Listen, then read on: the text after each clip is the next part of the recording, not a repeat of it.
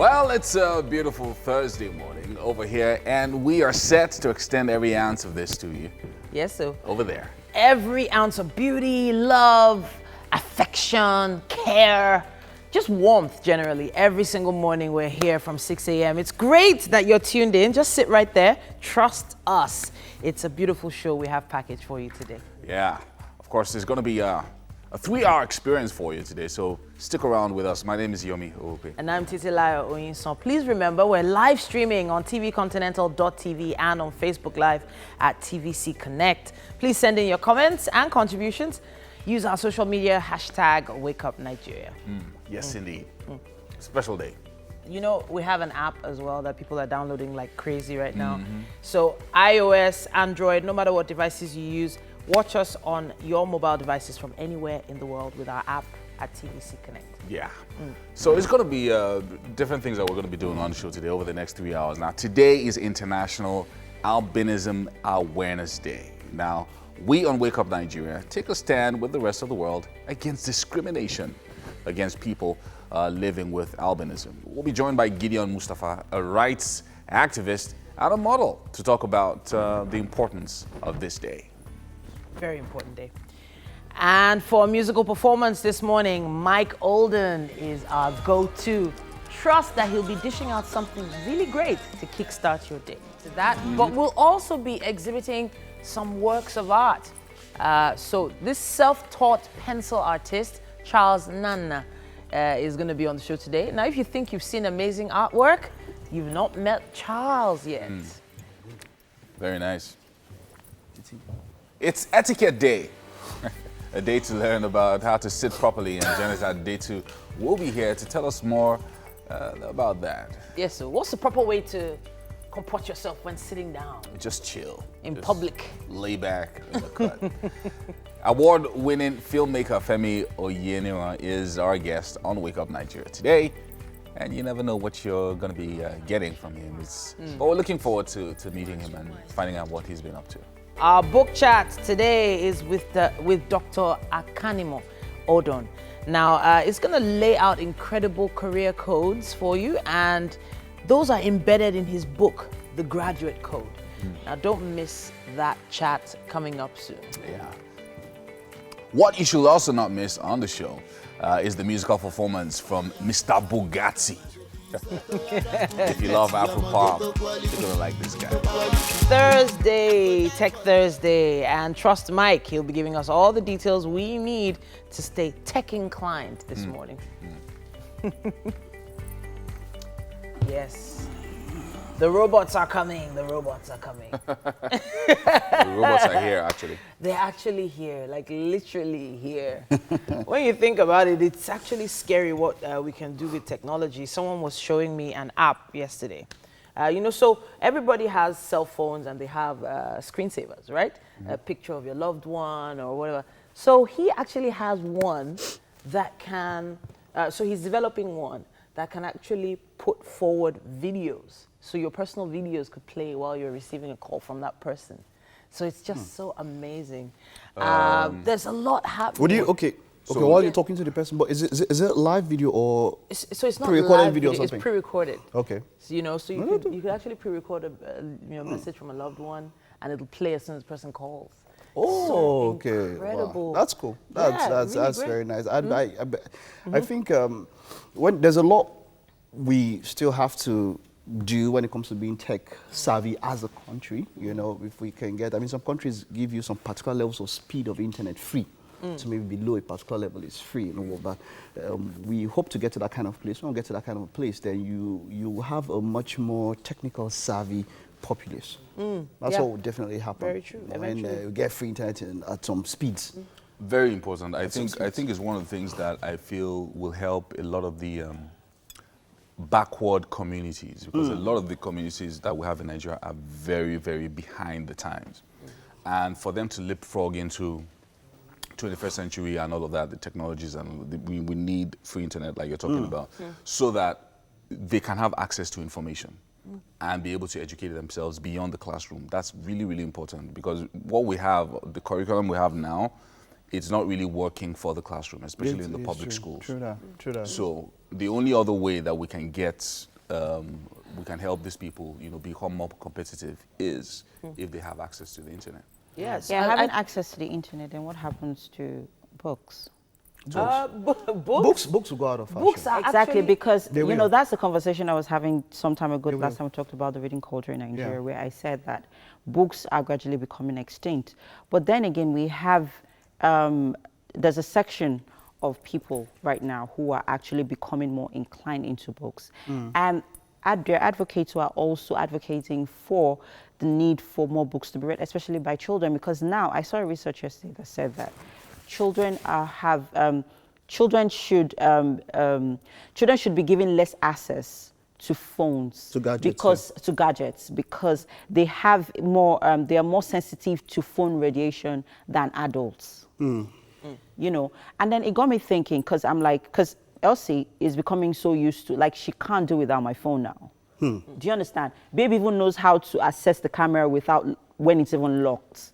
Do you understand? Yes. You know, and so I'm like, you know, how do I begin to, you know, take that away from her so that she doesn't get too used to it? Because I know that a lot of our kids these days are, you have these little tablets, we all give them, you know, Okay, yeah, but you know, to so it's- educate them. So right now, that mindset is just getting here now. Right. But abroad, they've been through it. Now, in classrooms abroad, they're going paperless. Yeah. Yeah, They I have know. a computer system, a tablet True. for every child. You know, so the truth is, if the schools have been given leeway to do so, I think the governments of the US No, in the and next UK, in the next they would 25 have- years, there won't be books in the there won't be classrooms. books. We There all won't know be. that. I think Yeah, what it's what gonna she's be bothered all about now electronic. is getting to a place where we have less radioactivity Yeah. or less interference cause from there that damage could cause damage to the kid, and to we'll, the- we'll get there. exactly. Because you have screens now, even right from time, that Yeah. reduce block radiation. radiation, all of that. Yeah, we do have to go to the news now. Theophilus is on standby for us.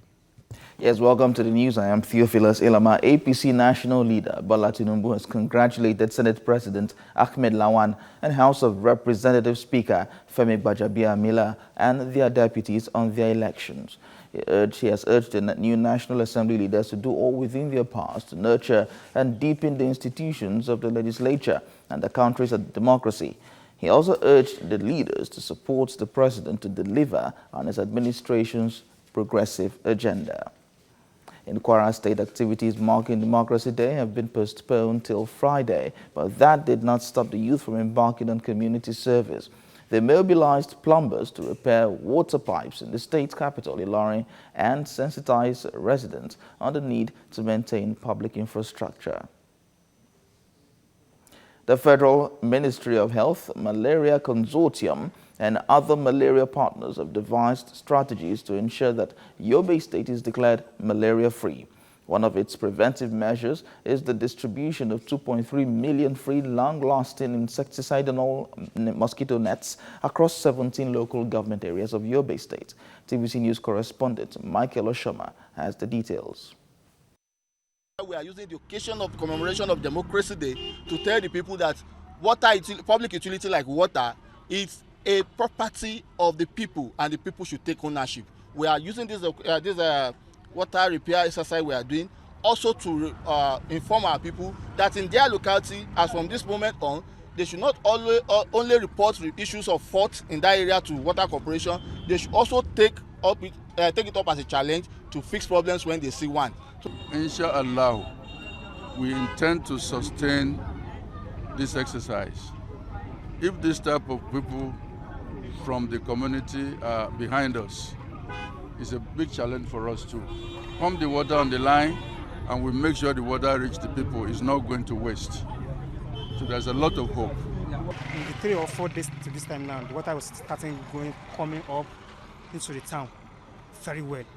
And we thank our new governor now for what he did for us, because I heard that he knows that this water is going to be coming fluently.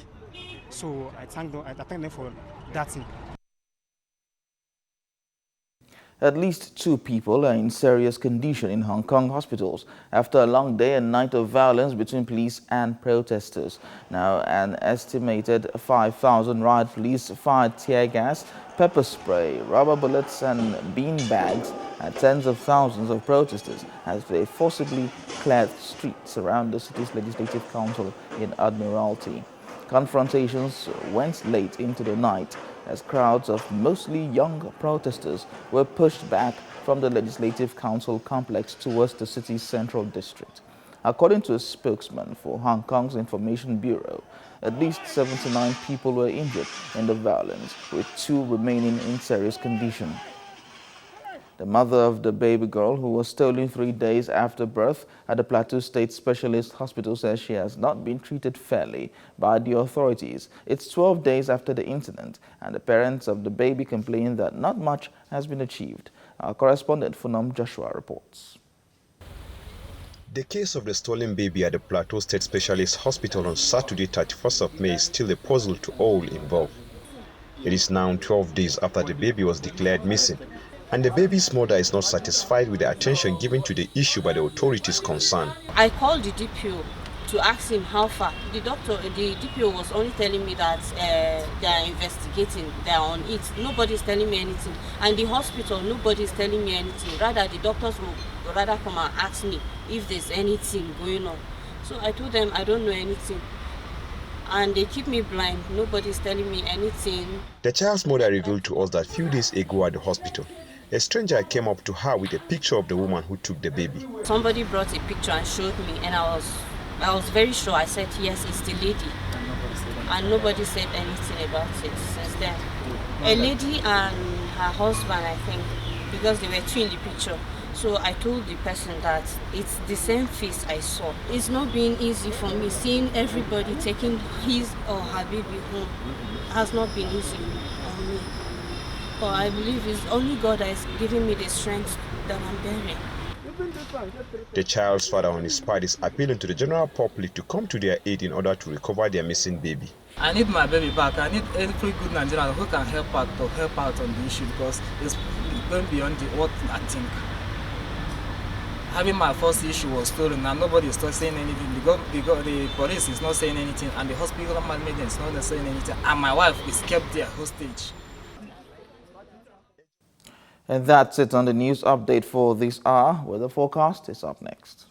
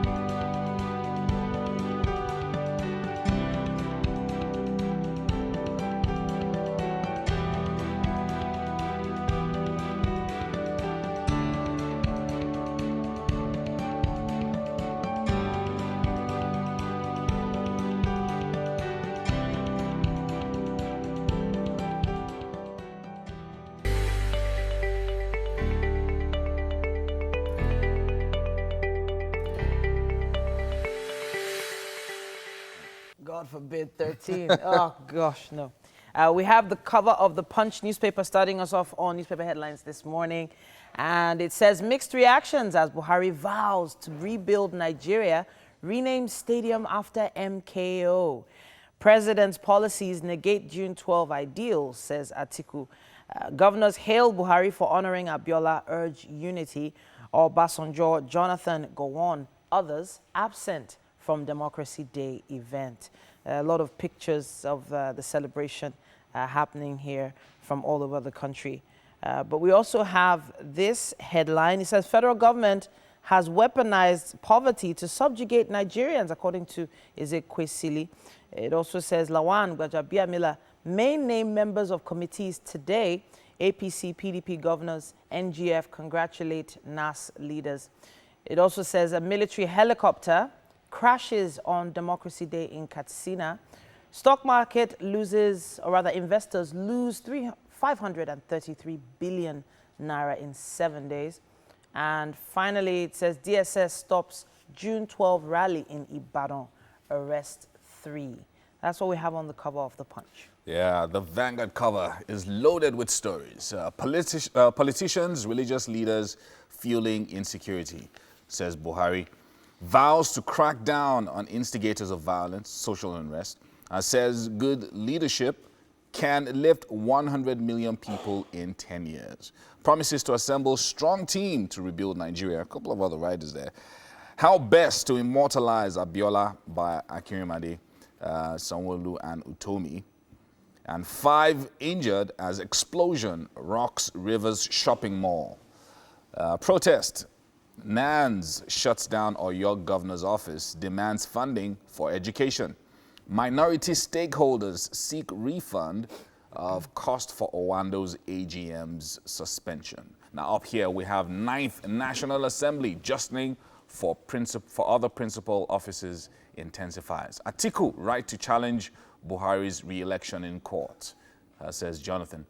And banditry could be worse than Boko Haram, says SGF. And finally, June 12, YCE kicks as DSS arrests leader of pro-Abiola rally in Oyo. That's what we have on the cover of the Vanguard. I have the Guardian newspaper up next. It says, go on, Obasanjo, other ex-leaders absent from June 12 celebration. Why Buhari is insincere about democratic ideals, there's a quote there.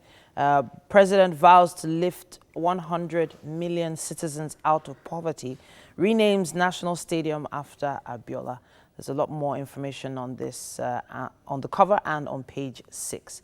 Called Clash, mob attack, claims 7 persons in Bayelsa. What I regret about June 12 struggle by Agbakoba. DSS, Army, NSCDC arrest activists, stop June 12 rally in Ibadan. And a special report here says, poor implementation, corruption allegations, politicization, dog federal government social safety net scheme. That's what we have on the cover of The Guardian. Let's check out the Daily Sun here. June 12 commemoration, honor, kudos for Abiola. Federal government renames Abuja Stadium after winner of 1993 presidential election. Governors Atiku, Saraki, U.S. envoy, others outline gains of democracy. And over here, why Democracy Day is important to us, Abiola's children. And federal government must address Igbo injustice, says Ohaneze. And Delta, Niger, Nasarawa, shun June 12 celebration. Kwara shifts celebration to Friday. Otoge, DSS arrests 6 over violent protests in Ibadan. And gunmen abduct another village head in Katsina. Police advise villagers to go to farm in groups. Now over here it says APC governors demand meeting with Lawan Gbajabiamila. And finally we have a photograph here of President Muhammadu Buhari in a handshake with the Vice President of Equatorial Guinea, Teodoro Nguema Obiang, while other foreign leaders are waiting there. That's what we have on the cover of the Daily Sun. I think we have just a bit of time for the Nation newspaper now. It says, King Ibe Obasanjo knew about June 12 annulment. Ex-president won't comment on former SGF's allegation. It also says here, Danish husband's DNA found on murdered wife, daughter's clothes. Buhari renames Abuja National Stadium after MKO Abiola, and a picture of the president waving there on Democracy Day yesterday. It also says Balogun defies Olubadan's order on Egungun Festival. And finally, Owando gets order for SEC ban review. And that's what we have on the cover of The Nation. All right, I think that's about all that we can take on the newspaper headlines. For now. For now. Yeah. That's for this hour. We'll take a quick break and be back. Let's tell you what traffic's like in Lagos.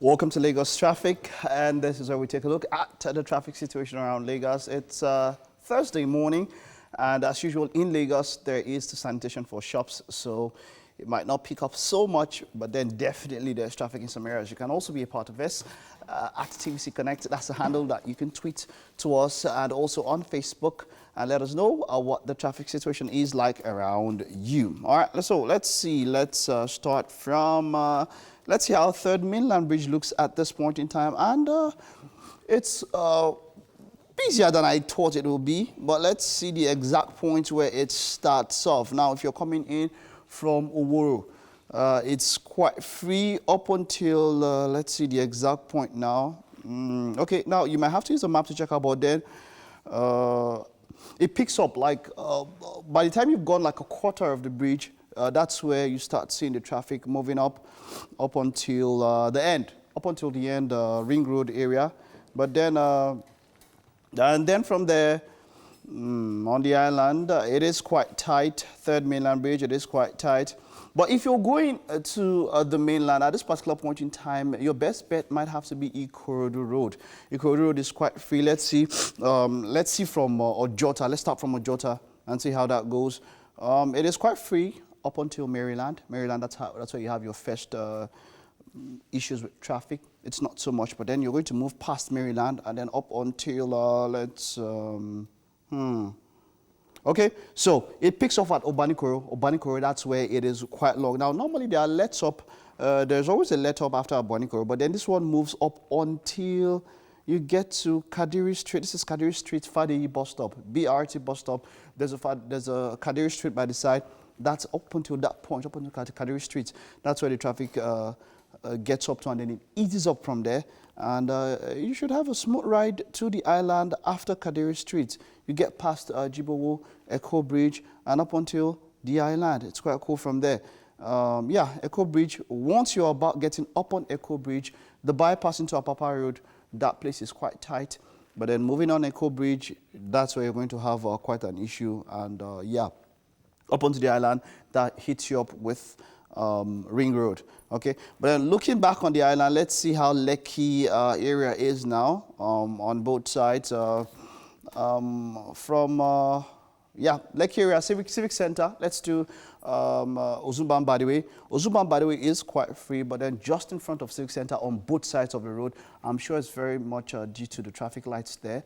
At this point in time, there are just a few pockets of traffic there.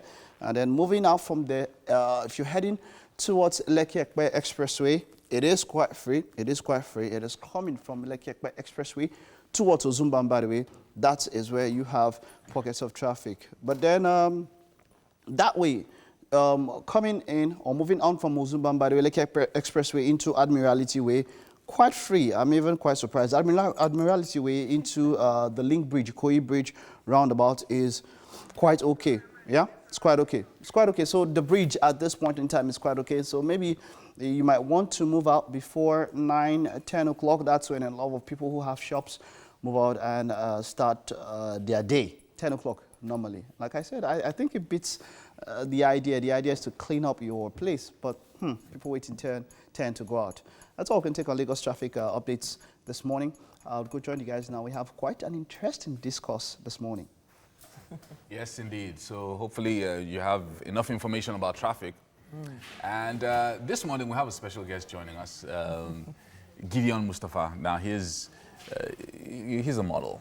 He's a cool dude, a handsome guy, and it's an international day for albinism awareness. Yeah. And you know, it's a special day like this because a lot of times, a lot of what we see and a lot of how we relate with people is based on what we learn.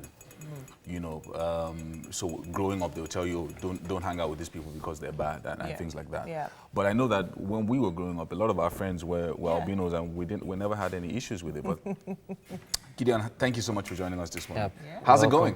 It's going well. So you're a model. So you know nowadays when you go on Instagram, you know, you see everybody has their way of doing things, you know. So I've been seeing a lot of albino models on Instagram as well. Very beautiful, lovely ladies and guys.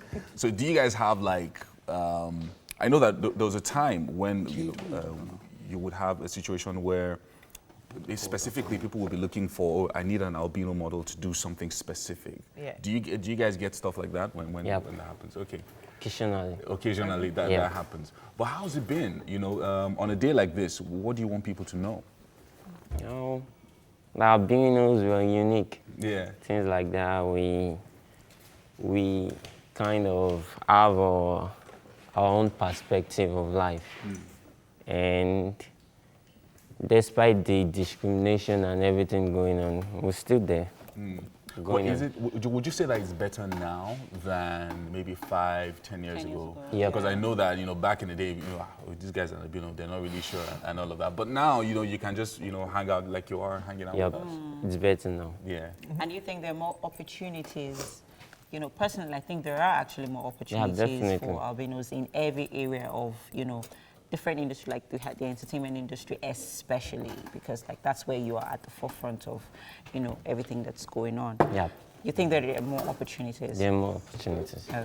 Okay, talk to us about growing up for you. How was it being who you are? Just talk to us about growing up.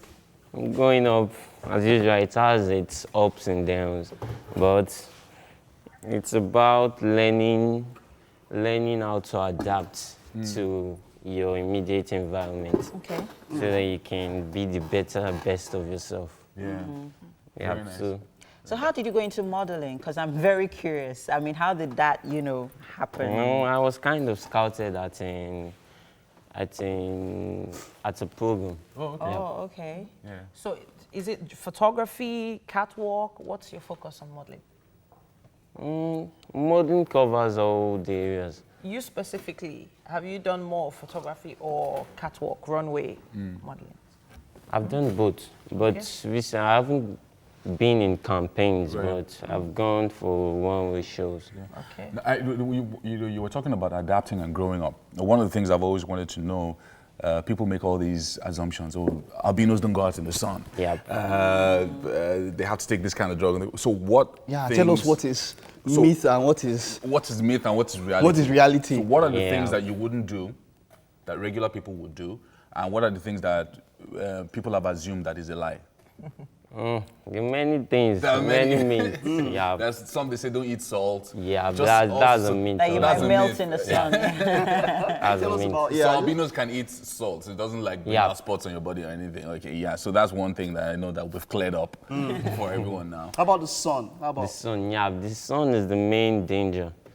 So it affects the skin Oh, because we lack melanin. Yeah. Yeah. Which protects okay? So you. how do you as a person prevent? that? How do you cope with that? Or how do you There are medications like creams. Oh, really? Yeah, Are you serious? sunscreen. Sunscreen. Yeah. Oh. So you have to make sure that you use sunscreen before you Yeah, leave your before house. going out in the sun. So you have sunscreen on right now. Yeah. Okay, all right. So which other one? Okay, we've taken out salt, the sun. Which other one is there? That is the myth Misconception. or That's a misconception. misconception. Perception. The many kind of about the salt for the Yoruba people. Yeah. They say something like a few jail, Yeah. something like that. So that's. They also talk of pepper. Okay, that Yeah, you don't if you use eat pepper. pepper, it gets very red. You know, the redness is from the sun. It's from the Sunburn. sun. Yeah. Do you like Yeah. pepper? Huh? Do you like Yeah. pepper? Sure. Okay, so I have a question now. It's a personal question. So I've heard that you know, albinos actually have a long string of choices when it comes to girlfriends and boyfriends. So I don't understand. I've heard this thing before. I've heard it You before. just have to yes, go in this I've heard direction it this before. morning. So when it comes to relationships, how do you approach women? Is it different for albinos to approach relationships? No, it's the same. It's normal. Same thing, It's yeah. normal. Yeah, depend on the person, Yeah. Okay. as in the person's perspective and how they take about this kind of girlfriend stuff. Okay. All right, so so let's talk about the significance of this day. You know, it's awareness. We're creating awareness, and that's why we're having this conversation with you. And so, are there events that are planned? Are there is there like an association that tries to push maybe a certain narrative about what people should know? Yeah, there are many associations, the governmental and the NGOs. Okay. So They might all hold their programs today, because I know of one, Albino Foundation. Right. That one is down at Alausa. The other one, OAM Foundation. They're holding some things too for the awareness. So what's the most important thing that you feel albinos right now do not have that they should have? That if you're going to say, okay, this is one thing that, this is one opportunity that we would like to have more that of. government or people can maybe do government more, or somebody. can do more for. It's more mainly players. the medication, because knowing their mishaps and knowing how to take care of their skin will help a lot, because the sun really damages the skin. Does it also affect the eyes? Yep. Okay. Because lack melanin. Oh. So most of them are short-sighted and things like that. The sun, and mainly job opportunities for the youth. Yes. So Access to drugs Medications, and yeah. medications and all of that, and then job opportunities, and discrimination. Of course, discrimination should end, so that you can hire more of these. So moving forward, as a person, let's just talk to us about your dreams and what the future. What the future? What do you want the future to be? What does it hold for you? What are your dreams? What do you want to do? What do you want to be? Yeah. Many things, but for the future, as in, I see myself being there, as in being accepted by the people I hang around with, being known that albinism is not a disease, kind of something you dump out, and being free. You know, it actually brings to mind the movie Alter Ego. Is it Alter Ego? The one with Omotola and Damilola Ogunsi. Okay, I know about the movie, but Yeah. I've not seen it. Oh, you've not seen the movie? No, Okay, it actually brings to mind that movie. I don't know if you've seen the movie. Yeah, Because Damilola Ogunsi is actually an albino, and, you know, it was a working relationship where she visited. She's the CEO of the company, and then she came and then she refused to, you know, shake hands with him. But basically, the movie was to bring light to discrimination, you know, against albinos, which is very key, which I actually, you know, admire. So if more of this, you know, campaigns, you know, can happen in movies, music, you know, it actually draws more light to, you know, that awareness. One of the things I remember back in Unilag, because we're an arts block, and even though I was in English, we had someone in history who was an albino, and he was the top. He was like top 3 in the class and all of that. And you know, it wasn't. Okay, the kind of relationship we had wasn't like, oh, this guy's an albino. It was just regular. Regular hangout. All this sharp guy, top 3. That's good. You get, so it wasn't like we've never had. I don't think I've ever had any issues with people. So. I mean, in that direction, specifically against. I think that's a message that we should put out there to people everywhere, that they are as normal can be. Exactly. They're human beings. That's it. Thank you very much for coming, Gideon. I wanted to ask a question. If you're going to change the color of your hair, because I know that you guys are doing a lot of that on Instagram now. I've seen albinos with green hair. I've seen green. I've seen burgundy. What color would you choose? Well, I like my hair, but you can change it to like color brown. Brown. Nice. Make it darker. Thank you, Gideon. Look like Steph Curry or something. All right, man. Good to have you join us, Gideon Mustafa, on the show today. Hopefully you come back and you know, give us some updates on what's been happening with you. All the best in your modeling career, though. Yes, indeed. I'm going to be looking out for those on social media, definitely. We have a musical performance after this.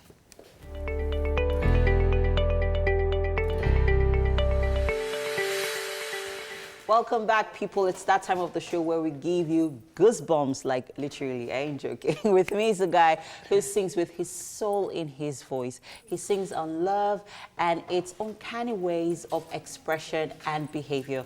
And of course, he's Michael Adeleke, aka Mike Olden, a Nigerian Afropop singer and songwriter. Yes. And this morning he'll be performing to Goosebumps. Yeah. How are you doing, Michael? I'm fine.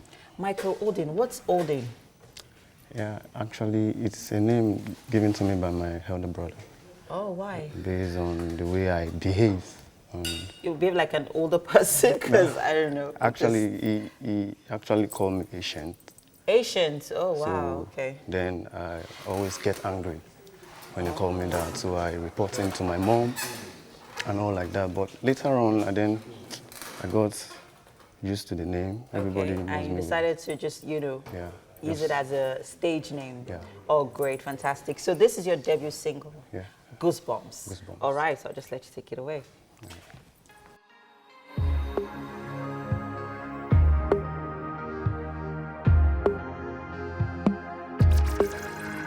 Give me goosebumps, baby.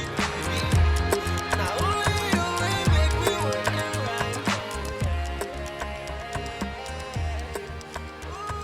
Ah, what nice vibe for a Thursday morning. Goosebumps, baby. Goosebumps. Goosebumps.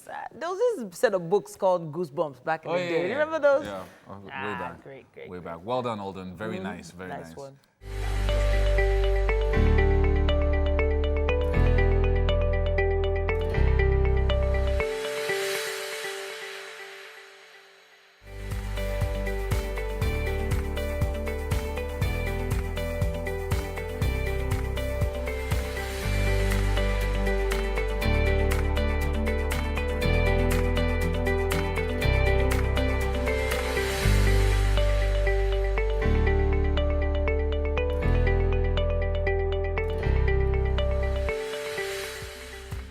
All right, 1 hour's gone already, and we're glad that you still tuned in Yes, sir. to give us, that 3 hours of fantastic edutainment. Edutainment. Nice word. It's a great package that we have for you this Thursday morning on Wake Up Nigeria. We started really well, and if you missed it, don't worry, it'll be on YouTube later on. We still have so much more in store for you, so sit down, enjoy the cruise, and just so you know, my name is Titilayo Oyinsan. We all know that. Are you sure? Yeah. Are you sure? Someone out there did not know my name. That's a nice Know my jumpsuit, name. by the way, Oh, thank you. with the red thing. I'm trying very, very hard. We are streaming live right now at tvcontinental.tv and on Facebook as well at TVC Connect. Send in your comments across our social media platforms, Facebook, Instagram, and Twitter. Yes, so we have an app that you need to download. It's available right now. Go to the Android Play Store and the Apple iOS stores. Quickly. Go right now so you can watch us from anywhere in the world. Now, we know something is going to be happening in the kitchen. We don't know whether our chef is ready yet, but we're looking forward to it. It's going to be worth waiting for. Yeah, it always is. Okay. Yes, it is. Yeah. But we need to tell you what else we have on the show. So we have Charles Nana coming up. Yeah. And he's going to be doing an art exhibition today. I like these arts, that we do every Thursday, giving opportunities to fantastic and really, really talented artists. Yeah. And if you see what he does with the pencil, you'll be amazed. And he's going to be joining us today. We'll also have an etiquette segment today. We're going to be teaching the etiquette of sitting with the one and only Janet Adetu. Now, every spirit of sitting anyhow sitting down will depart from you when you watch this segment. Oh boy. I'm just thinking. Sitting anyhow. Yeah, I think I should pay attention to this because I don't think you have a problem with that, though. Oh, okay. Yomi I see kind of cool shit. Yeah, Yomi has some sitting etiquette. Anyway, award-winning. The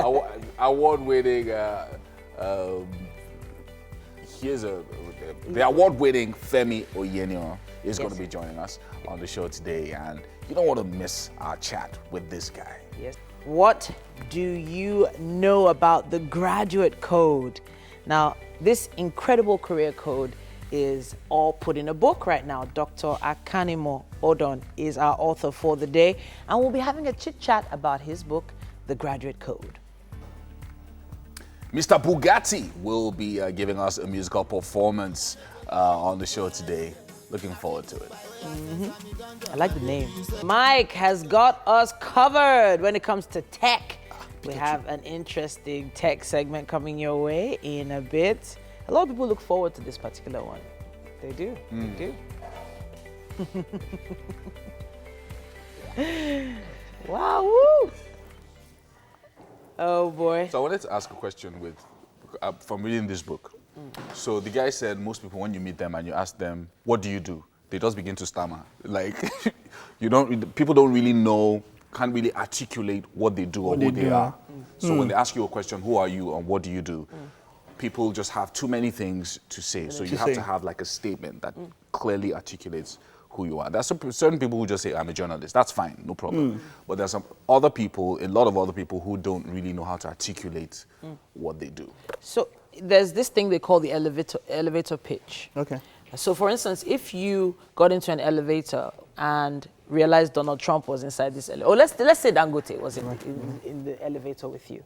By the time he comes down at maybe the 5th or 6th floor, what would you have said? What would you have said to make him remember you and possibly invest in you? So something, you wanted to say something? Should I go on? Yeah. Well, the conversation is totally different. Okay, all right. So I maybe this is just an aside. It's something I'm learning also.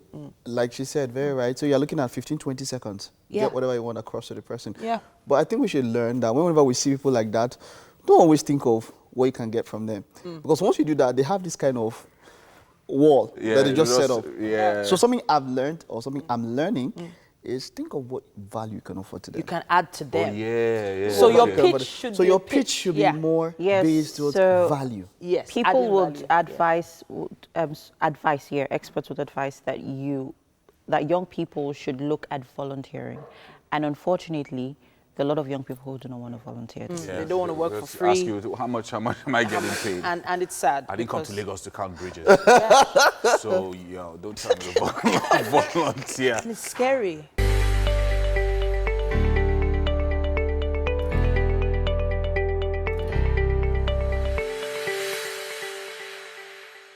Morning. With me in the kitchen is Chef Ayola of AY Subs. And guess what, people? Today she's making something really different. We're having yam chips and steamed lemon fish. Steamed lemon fish. Because I can't see any lemon here, so I'm trying to figure out Can where you not the do lemons that? It's come. going to happen. Oh, it is? I forgot, but they're going to buy it for me. Oh, right. I forgot my lemon at home. Not bad. All right, yeah, that's what happens when you have to, meet up to an early morning show like Wake Up Nigeria, of course. You ain't got no show like Wake Up Nigeria, do you? True that. All right, so let's talk about the ingredients we're working with this morning. Okay, while you guys were doing your thing and dancing, I was chopping up my yam. I don't know how other people do theirs, but I cut it into big chunks and just boil it for a little bit. Okay. So that it has a bit of a crispiness outside when I'm frying it. So we're doing like a deep fry, right? Yes, we are. Great. We're using a lot of oil. You've been waiting for that day, innit? Yeah, I know. Because I'm anti-oil. Exactly. But yeah. So I'm using oil today? Quite a lot to I don't fry get this. who's in the kitchen. I don't know what he's doing here now. You know, Mike. Continue. Thank you. But yeah, I've cut it into big chunks. Yeah. Because yam gets soft really fast. So they do? You don't know. At least me, I know that one. You don't know. But yes, and we've seasoned that with a bit of sugar and salt. But I know that, I think sugar and yam is a Yoruba thing, isn't it? No, it's not actually. Isn't it? No, it's Everybody not. does? Yeah. Okay. I actually put sugar in my yams. Okay. No wonder. So I just put You know when I'm sweet, yeah? I know. You see, this is what Mike does. Tries to distract us, Yes. and then at the end of the day, nobody actually, No, it's distracting now.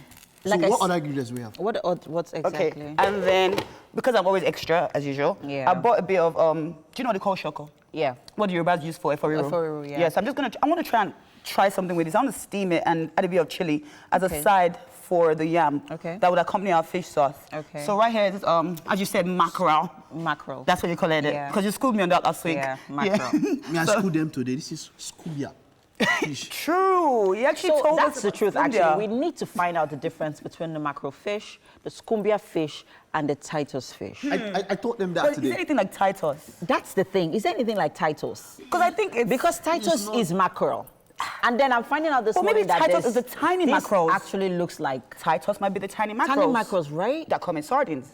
We'll find that out. We'll find have that to out. do a research on that, Yes. which I'm going to take very personally. All right, let's talk about the other ingredients, please. And we've got a bit of crayfish here.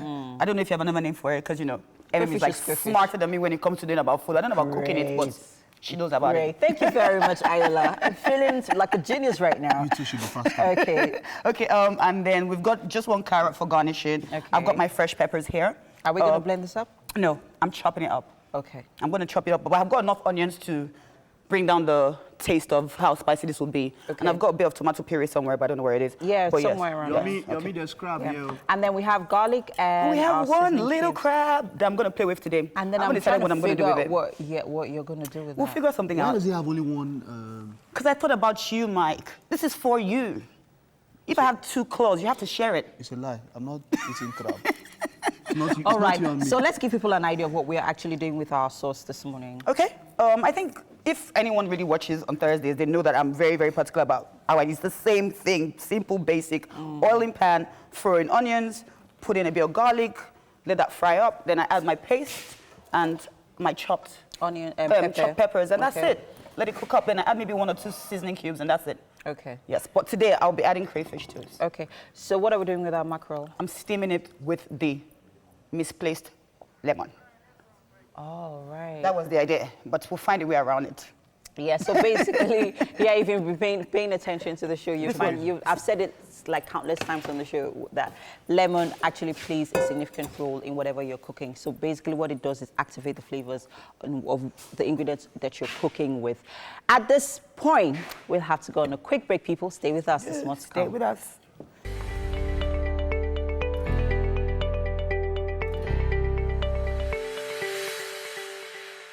Welcome back. Now, Wake Up Nigeria continues with this, talking about the art of sitting properly.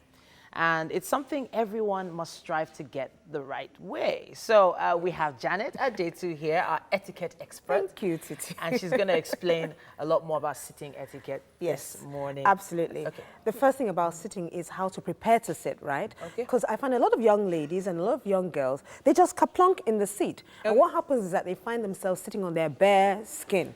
So it's always bare important. skin on the chair. Right, and that's not, there you go. So the whole idea, whether you're wearing trousers, a skirt, or a dress, is always to prepare yourself. And as simply as just tucking yourself in and then taking that seat. Okay. Absolutely. So and you then just once you're pull your comfortable, skirt down, down, trouser tuck down. it in, and then sit down properly. And it's just in protocol, and you get used to it, right? But then again, when it comes to sitting, how do you sit? The first thing I'm going to say really is make sure that your 2 knees are together. Okay, so All right? this is for the ladies, right? Ladies, yeah, for the ladies. So ideally 2 feet together, Yeah. 2 knees together like this. Now the men can as well, but depends. Some of them are so tall, this may be uncomfortable. So it's okay for men to have their feet a little separated. Okay. It is not okay to have their feet totally wide apart. It may be comfortable for some men, but the onlooker might not like it, and you're not going to be told. Nobody's going to tell you as a man to sit properly. So in other words, right now it's about the width of your chest. Yes, Your absolutely. chest width. So there you go. For Yeah? a lady, it's comfortable, just like this, together, okay? And we continue from here. But for the men, yeah, it's okay to have it slightly apart, okay? But not wide apart. Not like this. No, yeah. Okay. That's just totally saying. uncomfortable. Yes, and I'm happy that you didn't like that. But then, you've got your 2 knees together. Yeah. What happens to these knees? Now, the tendency is that if you're wearing a skirt or a dress, when you sit down and you're conversing with someone, the tendency is that your legs will unconsciously separate. So we have to do something to tuck that in. Okay. And it's about crossing your knees. A lot of people say, when I sit down and I go to a meeting, should I sit down with my 2 knees like this? Can I cross my, my feet as well? Yes. This Okay. is it though. 2 different ways. You can cross at the knees, okay? Like this? This is a social sitting, okay? Not necessarily formal or business-like, but it's still okay, okay? So you wouldn't go for a job interview and sit like this? No, it's because it's a little bit, because the art of sitting shows confidence, shows self-esteem, shows presence. And you want to make sure that your presence is looking, you know, at least elegant at all times for a lady. It's all about elegant sitting. Now, with a lady sitting like this, again, once again, it's a social event. But bear in mind, if you have to cross at your knees, it has a lot to do with the length of your skirt or your dress. Of course. If you're wearing a short skirt or a short dress, you cannot sit like this. Okay. It's going to be very uncomfortable, okay, and very revealing at the same time. Now, again, for men, they may sit like this. It's okay for men. But you see, by the time you do the figure 4 and you're sitting like this, Right. Yeah, This yeah. is deemed a little bit on the arrogant side in the business world. So it's Why? arrogant. It's Yeah. a little bit arrogant because, or overconfident. Okay. Overly confident because your socks are showing. Yeah. The sole of your feet are showing. Under. Okay. Mhm. And it's a little bit too much because you're open. You're too open. Okay. In this kind of setting, it's okay in a social setting, but not in a business or formal setting. And it depends on who you're with. You can imagine having a meeting with VIPs, and you're sitting like this. You're going to be deemed a little bit overconfident, a little bit arrogant. Okay. But for the ladies, I want to say to really lock it in and have that elegant position, just cross at the ankles. At the ankles. All right. Yeah. Now, bear in mind, I've crossed at the ankles, but there's still a tendency for my knees to separate if I'm not very careful. And therefore, we tell you to tidy up the whole package by slanting to the left or right, depending on where your brain takes you. So if you slant to the left or right, and I mean not your body, just your the feet. feet. Absolutely. And that's it. Okay. Now, where are my hands? If I do this, I'm going to be deemed a little bit too casual. So we try to say, in your elegant sitting as a woman, put your hands at your knees. Okay. Like this. Right, yes. Okay. And why am I saying this? Because I can still gesture with you, I can still shake hands, and my hands are not all over the place. So I can still write something. I can still write, and you look elegant. So if you just look at your posture now, you look totally elegant. You look confident. You look like the CEO, if you want to call it that way, right? So you put your hands like this. Now it's not about being uncomfortable. Whatever you do, still be comfortable about There's it as something well. I do a lot on this particular couch. I do this when I'm having conversations, even with you. Sometimes I do this. Okay. So I Perfect. cross at the ankles. Yes. But then You've I put crossed my at arm the here. ankles. Yeah. And you still have that elegant posture because Okay. your hands are not all over the place. Okay. You can't be like this because body language is very important when it comes to sitting. And your body language says a lot about your personality, your character, and actually who you are. And this is still okay, still elegant. Okay. Because, you know, it's a body language position. You're confident, you're comfortable, and so you're having the Well, conversation. if I did this, it's a bit... then that was... that is like, no. Absolutely not. No, I wouldn't do that. It's not even a position of elegance. Now, for men as well, men can cross like this and keep their hands at their knees, okay, which is fine. Or they can use the support of the arms of a chair if it's available, armrest, right? But everything does communicate. It's something that you have to practice all the time, whether you're in a formal meeting, having dinner, at your desk. Always have your knees crossed, cross at the ankles rather, slant to the left or right. Why? Because it prevents it from opening up.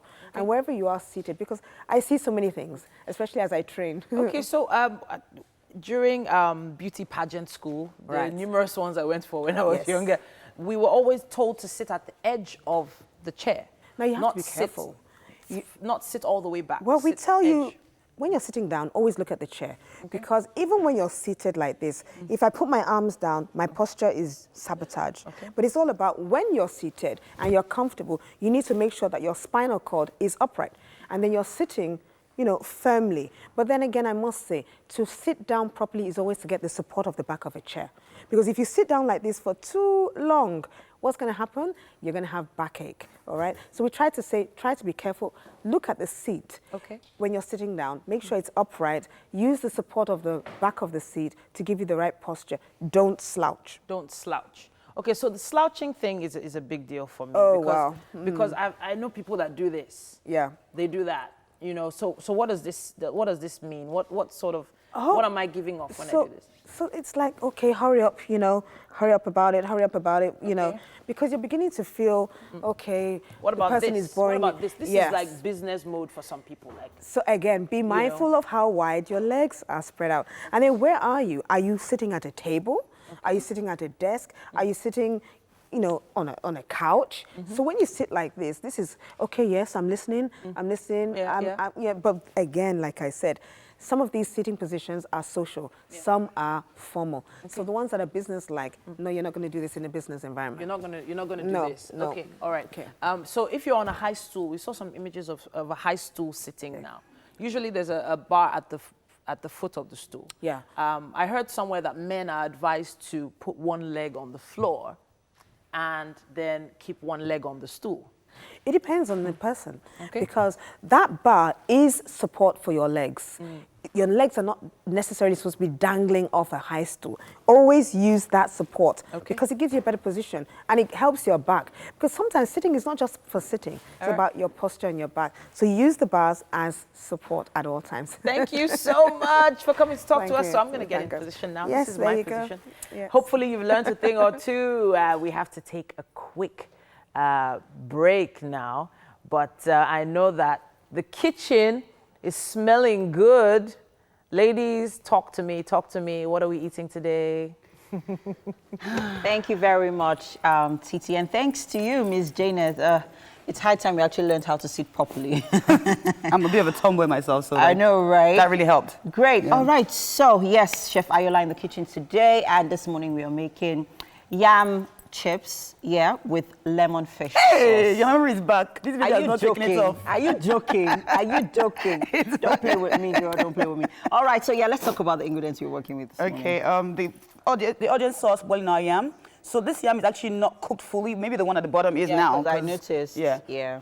So that's done. What I'm doing is I'm steaming my fish. Now, at this point is where you add a bit of lemon, natural lemon. Okay. Yeah. Squeezing just a little bit. With salt, garlic, black pepper. You actually don't need any seasoning cube. Okay. Fish is very light and very tender. Yeah. That's what I've done. And as you can see, there's just a little bit of water in there.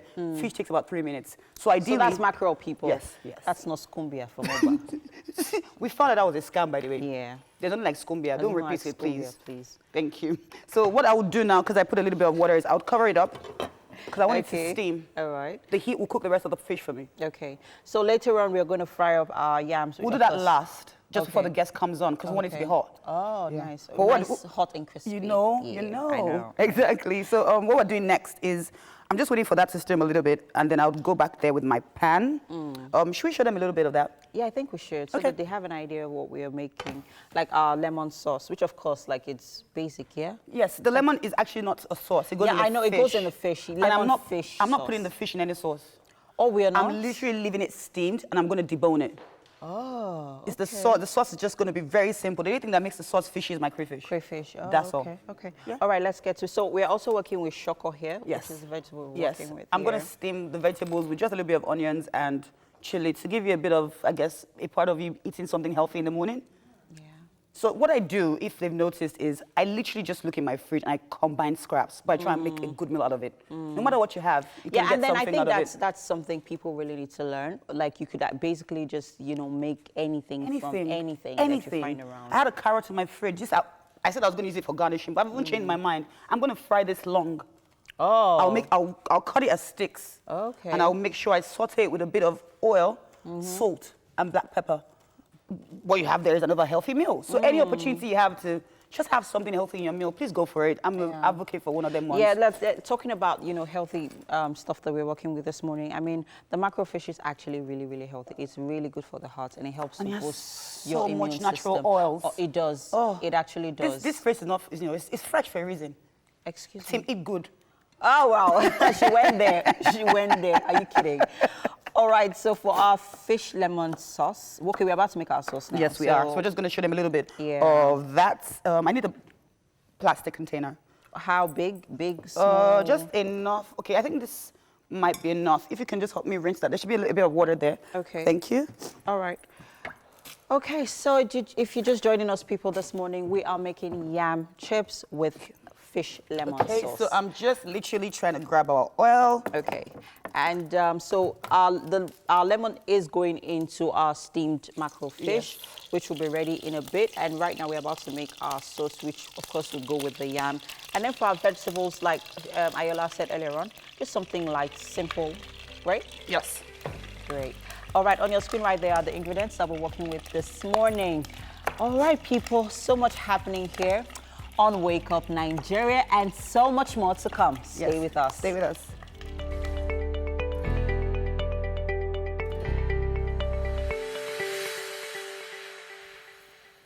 Hello and welcome to our tech discussion today.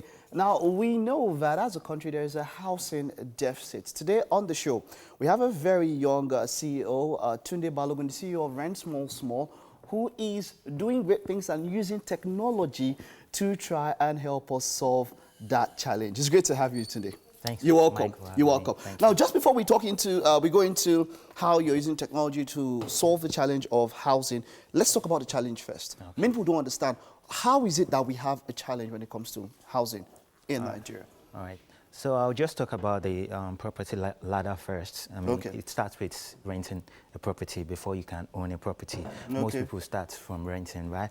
And the deficits, I mean, when people talk about it, it's usually the amount of property that people need, Nigerians need, for us to be able to house everyone. Now, we know one of the basic human needs is shelter, right? Definitely. So Nigeria right now, I mean, people will say we have housing deficit from 17 up to like 20 million. That's so very true. that's enormous, right?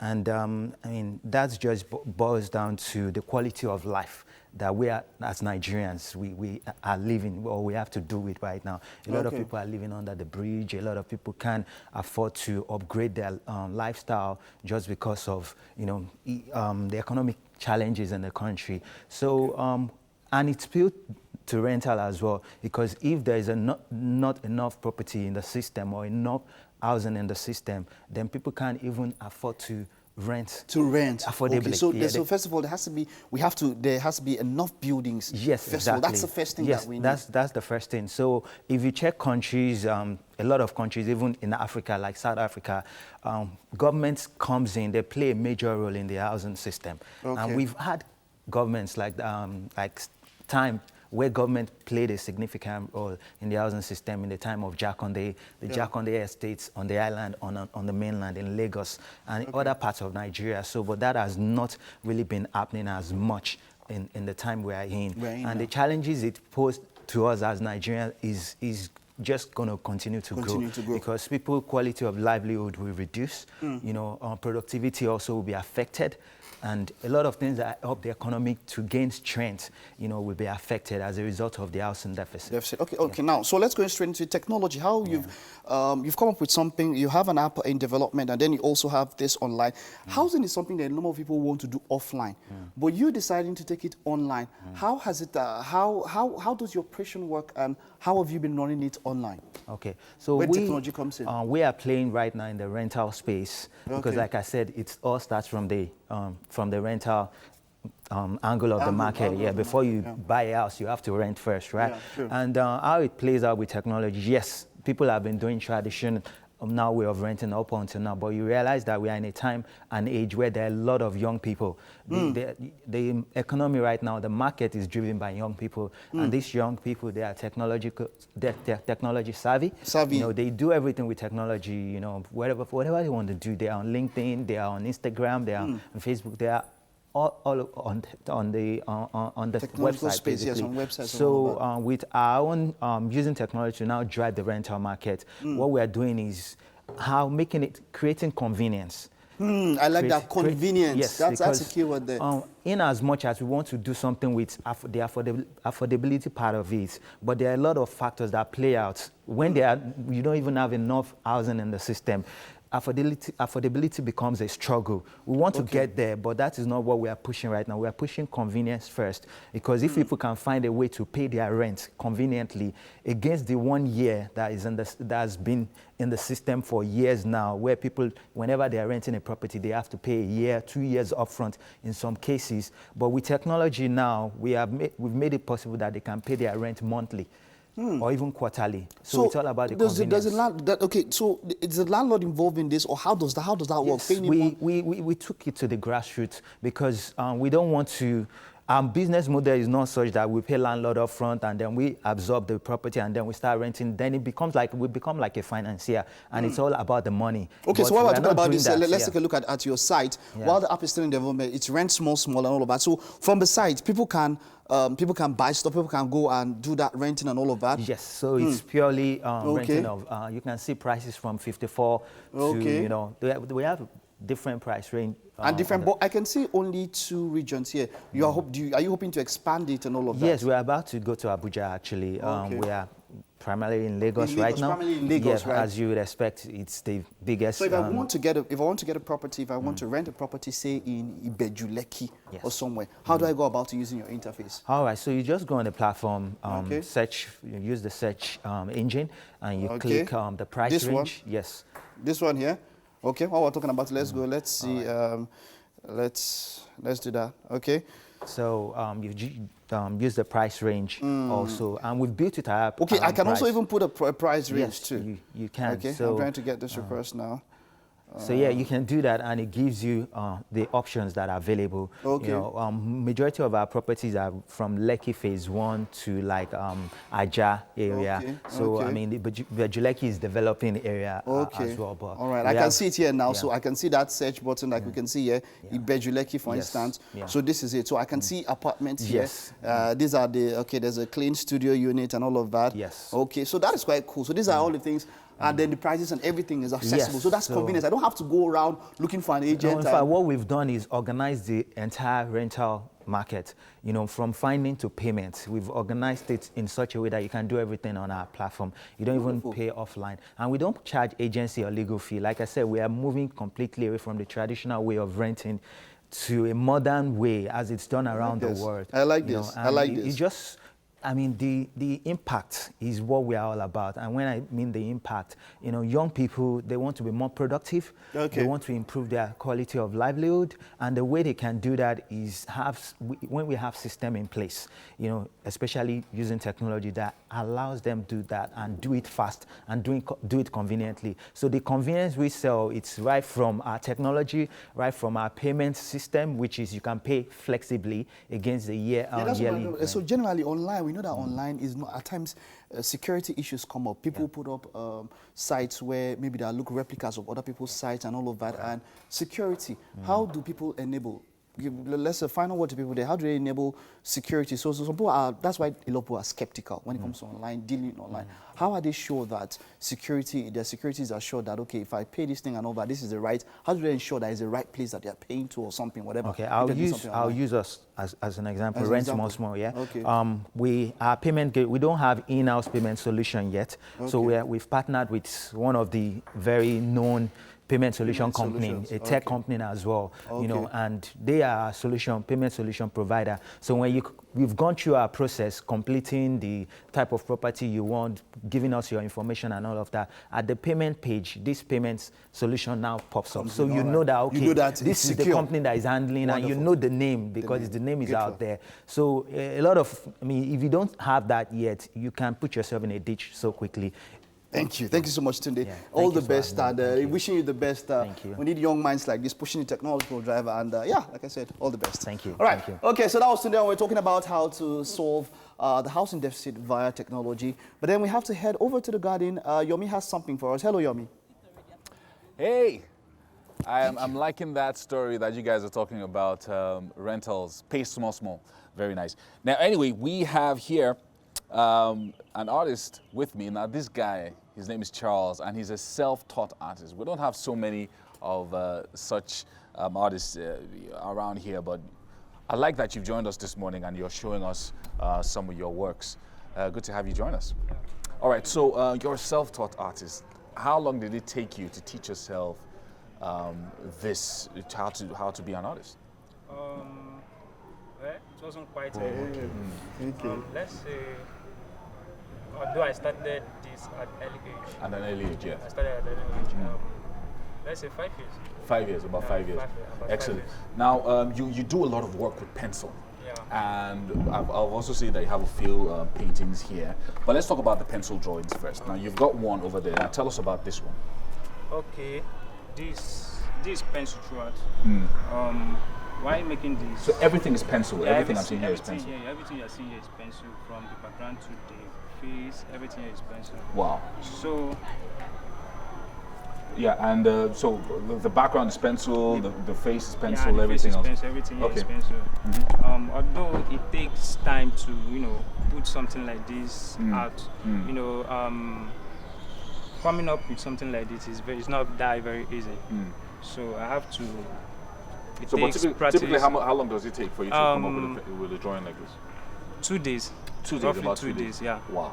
That's absolutely amazing. That's 48 hours of your work. Now, this one here is a painting. Yeah.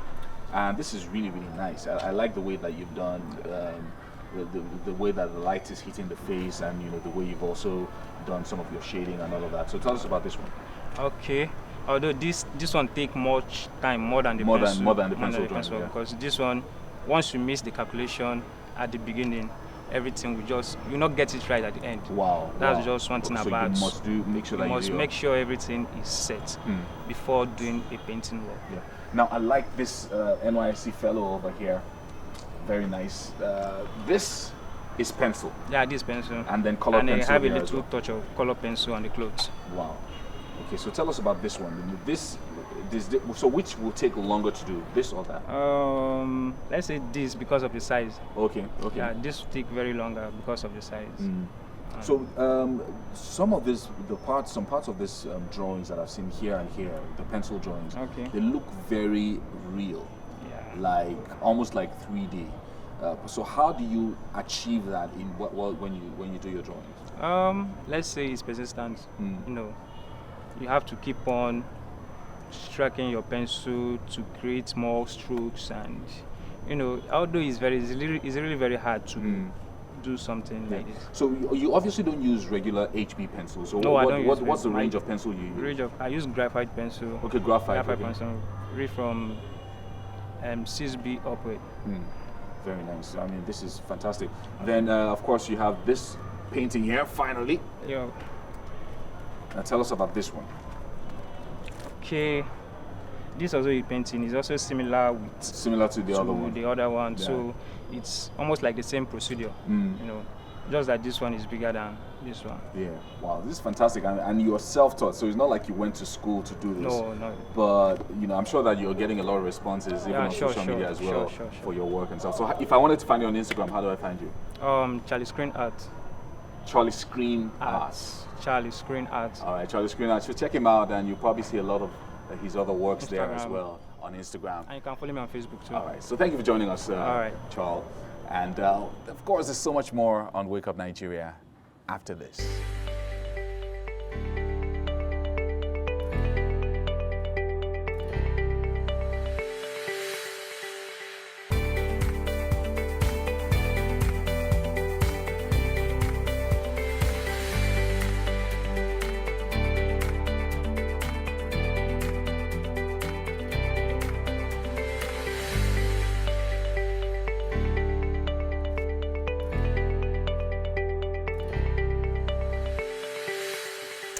Welcome to the home of entertainment. Yes, sir. Where Wake Up Nigerians. Yes, indeed. We wake up Nigerians to great stuff. Yeah. And we keep you hyped for the rest of the day. Yeah, and we just want to throw in one highlight. has gist for us. Yes, sir. So she's going to be talking to us in a bit. very shortly. Now, the truth is, you are the reason why we're still here. To make sure we get you in a gingered mood. Yes, indeed. Now, if you're just tuning in, my name is Yomi Ope. I'm Titilaya Oyinson. There's a lot still coming your way. Another way you can watch us is to stream live with us. If you have to leave the house, maybe you have to go into the bathroom, hey, just go to our website, tvcontinental.tv. You have to go to the bathroom. Really? What? Are you going to say go you don't to the bathroom take your with a mobile handheld device? devices to No, the I bathroom? do not. You don't? Thank you very much. Really? I'm very clean. Okay. All right. Gosh. Some anyway, people have devices on the wall in their bathroom. Okay, yeah. So if you have a device on, so you can do that, I guess. But you can also download our mobile app from any of the stores, Android and iOS. And this app allows you to watch us from anywhere in the world. We have a book chat coming up very, very soon. We have Dr. Akanimo Odon. Now, we'll be chatting about his book, The Graduate Code. Stick around for that discussion. Mr. Bugatti is waiting to give us a musical performance. That's in a few minutes. And lastly, very exciting, we have award-winning Femi Oyeniro. Now, he is a guest today because he's an award-winning filmmaker. You need to stay close and wait for that one. Yeah. All right, so we'll put you on the highlights. So juicy ass. Right. All right, so I actually just needed to hear your opinions about something I saw on social media yesterday. Because, is there anything wrong for a girl who visits her friend's boyfriend's house and cleans it up. Oh, come on. Is she getting paid to clean it? No. Okay, so you know how you no wait. So not every lady is a homely person in the context of, oh, okay, so I don't like the way this cup is, I want to put it right. Do you understand? Not every woman is that way. So what if I am that way and I visit your boyfriend's and I see that the place is a bit messed up and I just feel that, okay, let me just put So why'd you visit the boyfriend? No, we went together. Like I went with my friend to her boyfriend's place. Let's say we just spent a night or something and I see that the place is, you know, all messed up and I decide to clean it up. And is there anything wrong with that? I don't know. I don't think I would. Okay, so it sort of shows me up as the girl. You know, it makes you look kind of more homely than me, or it's like you're trying to make an impression that, you know, man, there's something missing. Your girl is not doing enough in this space. I have a comment. That's what I feel. So let me hear your guys' opinion about this. Keep your hands to yourself. So don't touch him physically, and don't touch his things. Don't touch his stuff. Yeah, What? so keep your hands to yourself. If the place is too messy for you, girl, leave. Yeah. Keep your hands to yourself. But is there really anything wrong, eh? Oh, Mike. The more the merrier. You're single until you're married. Oh my, come on. So if you want to fill a form, there are only two options. You say, come on. Now that you've said, you actually said, to the form, there are only two options: single or married. Married, yeah. My point is that even if it's a married case, let's just leave it on the But side. there are 4 options actually. There are 4 options. Okay. All right. Okay. So Single, married, divorce, widowed, divorce. Widowed, divorce. Okay, good. But none of them there is boyfriend or girlfriend. They didn't ask you. Okay. Whenever for me. So my point is, on Facebook they say in a relationship, and they know what they're saying, and that is possibly even a stronger indicator of a relationship than even the marriage license. How many people don't even know what their marriage license looks like? But anyway, on this Facebook, on social media, if you see single, married, it's an indicator, so right? this now. actually caused a I'm very rift sure between the two friends. Before, because the other friend is like, I don't want to ever see you again. Like, we can't be friends anymore. Do you understand? And because it actually led to a breakup.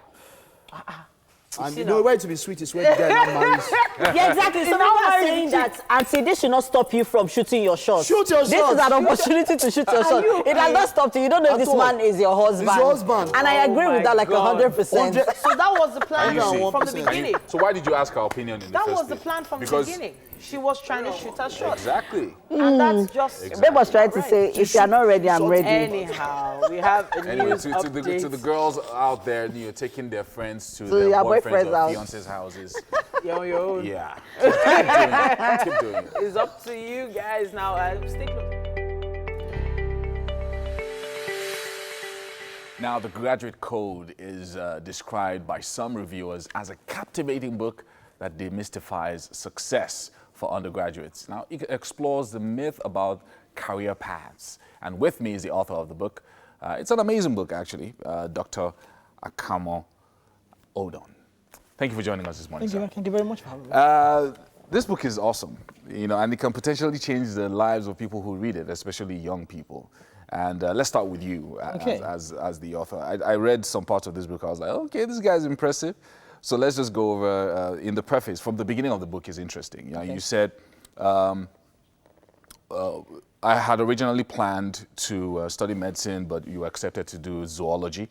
And then you managed to get a scholarship for your master's degree in England. That's right. And after that, you registered for a PhD.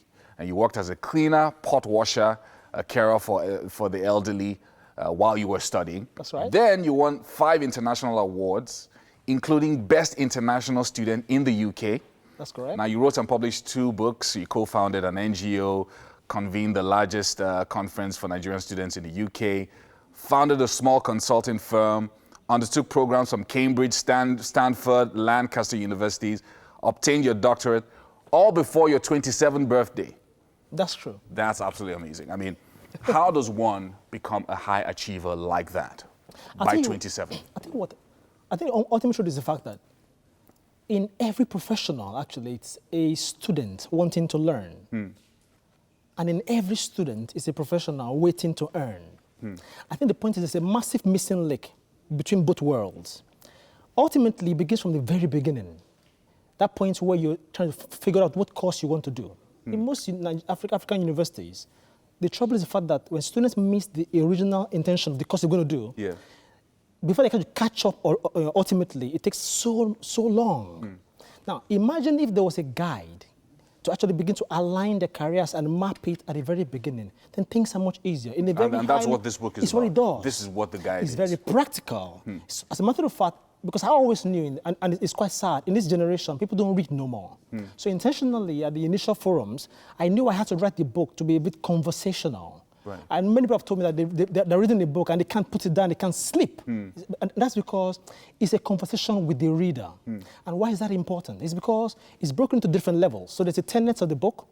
I go into a narrative where I explain, in some cases, based on my experience and experiences of friends and colleagues, of what they've had to go through to be able to navigate their career path to get to where they are. But ultimately, what it does is this.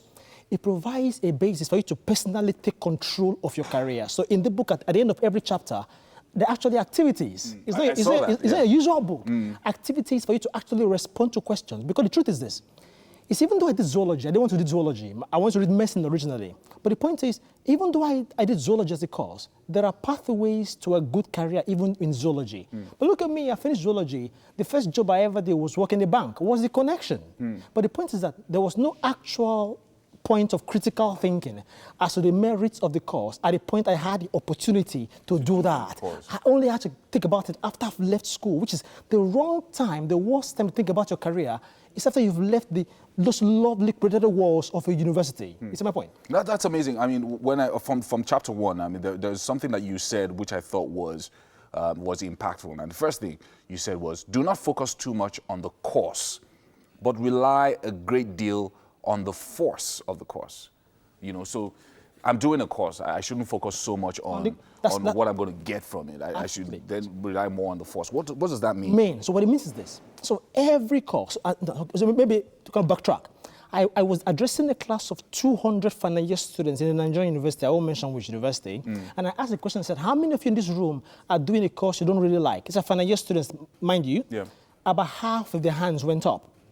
Then I said, how many of you are doing a course you don't like, but at some point you've come to live with it? About a third of the hands went up. And I said, well, wait a minute.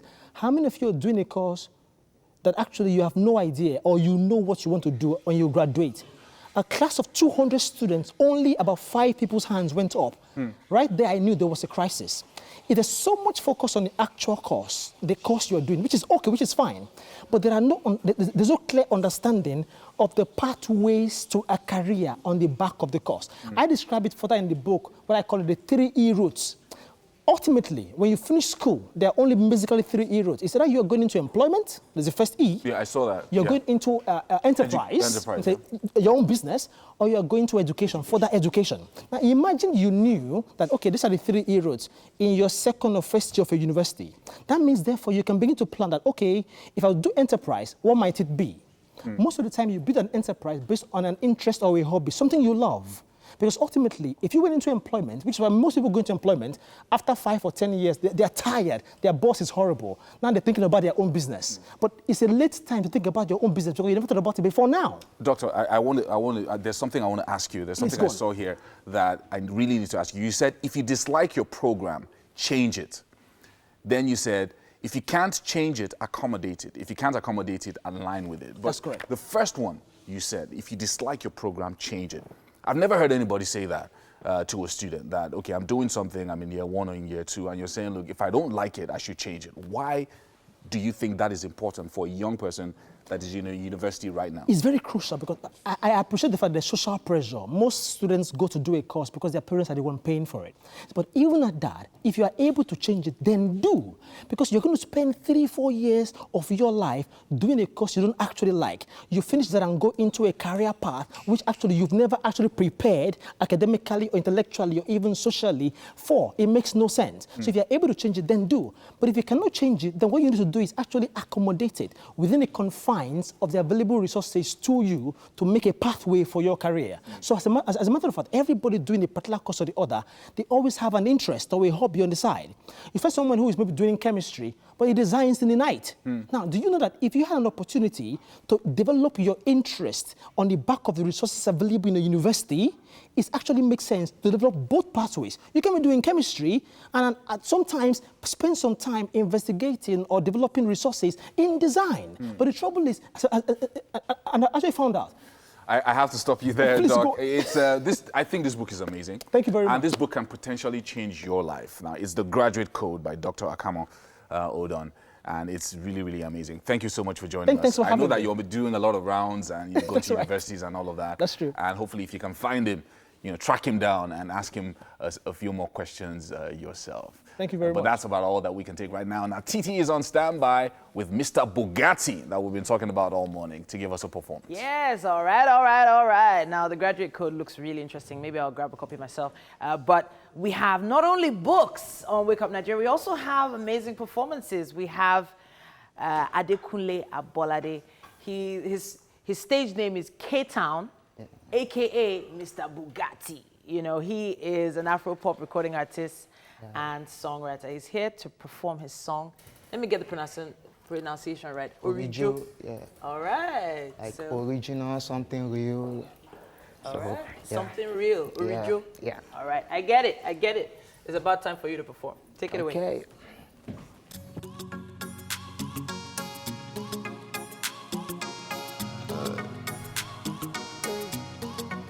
Calling me Keta, Bugatti, hashtag mafia. Oh my god, Hills is looking for trouble. Baby, you add value to my life. You give me.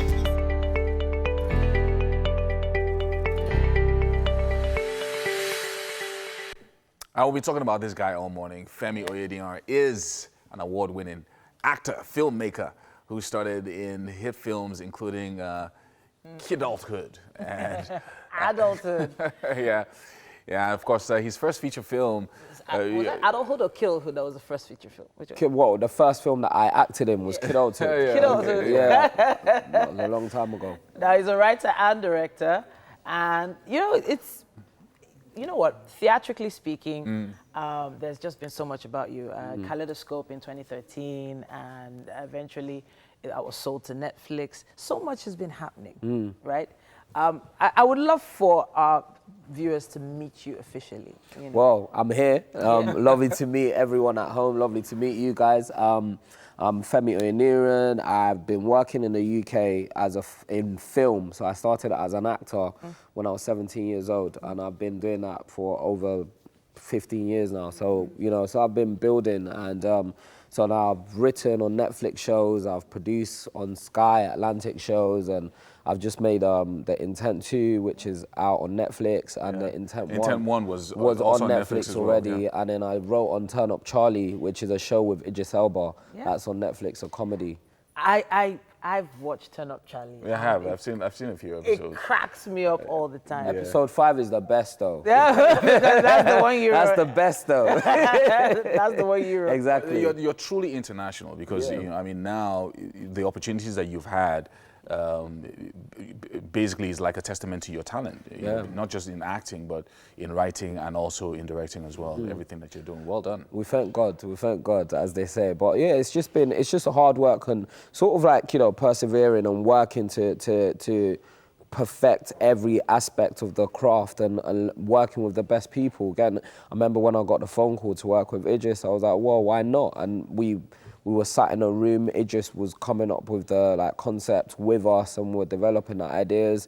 And then outside of that, the intent was us, me and my business partner, deciding we wanted to create something that was action, that was set in London. And then I think it's time to bring that back home now and try to do something here. Yeah. Okay, so that's why you're here then. Yeah, it's kind of a recognizance trip. So sort of exploring what opportunities there are, exploring what filmmaker who's already out here making really cool stuff. I mean, everything's easy to find out about now, but because of the internet. But there's nothing like being back home, actually meeting people, connecting with people, seeing what people are up to, and seeing how I can either enhance that or collaborate with them to take it to the next level and to really push the industry that we've got here that is really exciting and really cool to really figure out a way for us to take it global. Tell us some of the things that surprised you from coming to Nigeria and things that you've seen. You know, I'm sure you've seen a lot of talent, a lot of guys who are, you know, ready to really do stuff that not just locally, but, you know, take their craft internationally. But are there things that you've seen that you just felt, oh, this is exciting, this is really great? I think the whole of the film industry in Nigeria is exciting because actually we've not really tapped into the potential of what it can be yet, because actually there's not really been that truly breakout international hit yet. I mean, there's a few films that have done really good deals internationally. People have made some money, but like the next opportunity is actually the coolest thing in the world right now is to be Nigerian globally. Wow. And so, but if you sit in Nigeria, you just think the coolest thing in the world, you think the coolest thing is to be everyone else. But like in the world, when you go to like New York, you go to LA, you say you're Nigerian. People, it's like, I mean, being British and being Nigerian is like the keys to the world right now. Wow. And we have to recognize that, and we have to recognize that actually the value that we have in ourselves, and that's like in myself, but also in people that live in Nigeria, recognizing the value that they have and the things that we can offer the world, and the talent that is here is you know, you can't compare it. Top notch. I mean, it's amazing what you're saying. I mean, he's telling us that the coolest thing to be right now I've heard that in the world before. I've heard that before because we've had a few actors who had to, you know, go through the ropes and make that happen. So now you coming in as a director, writer, producer, you're trying to make that happen from that angle. Yeah, exactly. So it's not about making the money, you said.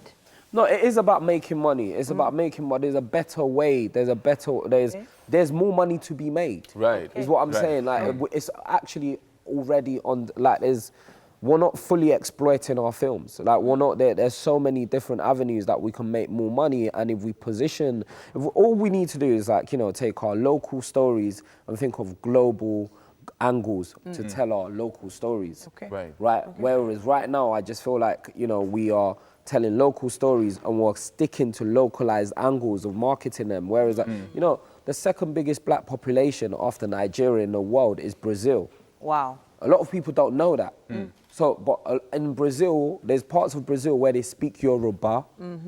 A lot of people don't know that. And so how do we connect those two countries? How do we connect those two communities? So that when we think as Nigerians, as black people, we think about, you know, the West, we think about Britain, we think about America, but we're forgetting there's South America, there's tons of black people there, there's the Caribbean, and they literally, they love, I've been to all these places, they love Nigeria, they love Nigerians. When they think about Africa, they think about Nigeria. One of the things I've wanted to ask is, because sometimes I've spoken to international filmmakers before, and technical capacity in Nigeria is, you know, there's still a gap.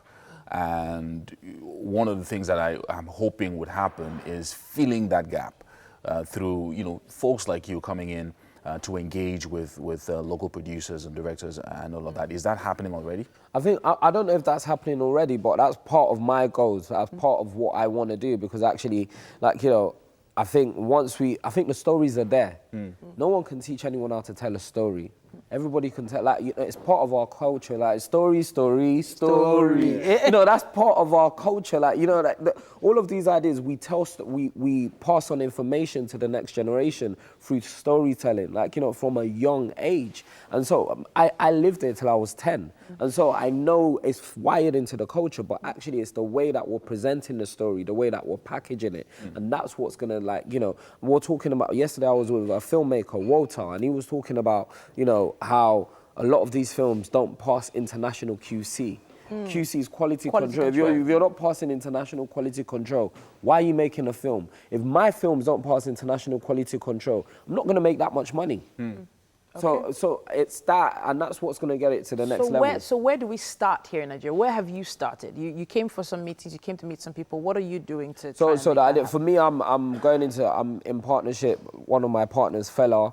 I'm working with him, and we're going around. We're connecting with different people. I'm working with the guys at Film House, Moses, and those guys over there. I've known them for years. They're from the UK, and it's just working with people that are already here and finding like-minded people and creating a slate of films, as in 3 or 4 films.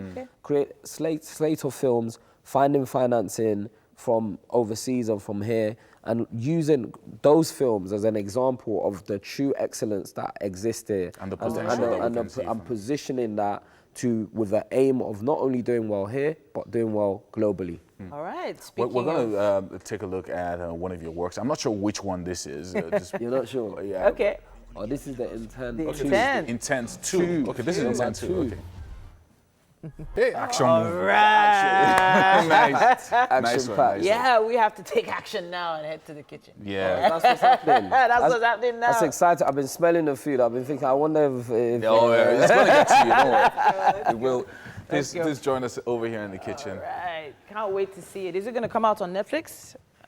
First, all right. So guys, this is Femi Welcome to the Edion. kitchen, Mr. Femi.